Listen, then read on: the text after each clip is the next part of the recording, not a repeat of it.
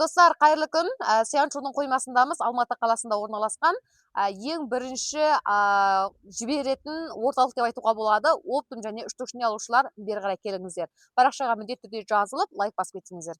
Бүгін сіздерге Q5 деген трициклді таныстыратын боламын. Q5-тің артықшылығы ең бірінші төбесінде. Яғни басқа трициклдарға ұқсамайтын жері төбесі жабық.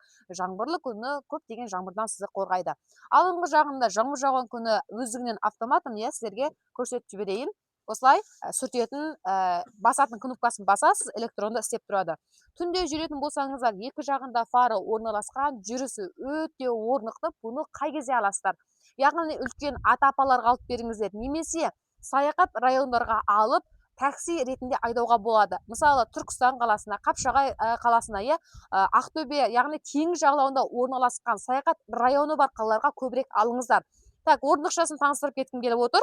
Алдыңғы жағына өзіңіз кеңінен отыра аласыз, немесе қасыңызға балаңызды отырғызсаңыз да әбден сияды. Арт жағындағы орындықты қараңыздар, яғни орындықшасы кожадан жасалынған. Ешқандай ұялмай адамдарды тасисыз. Бала шағадан үшеу сияды, үлкен адамнан екі адамды былай отырғыза аласыздар. Аяқ қоятын жерін қараңыздар, өте кеңінен орналасқан, және орындықшаның астын багажник ретінде істетулеріңізге болады.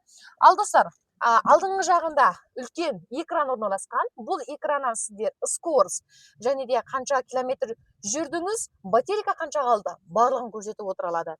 Қол тұрмыз қарайық. Мына жақта алдыға және артқа жүруге болады.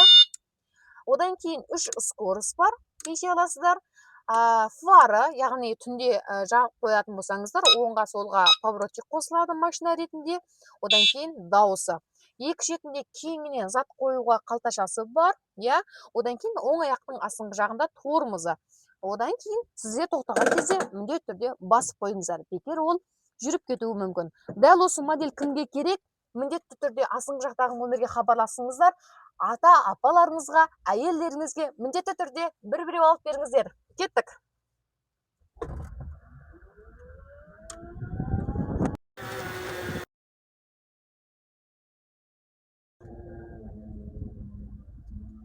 Жүрісі қалай? Орнықты, өте әдемі жүреді.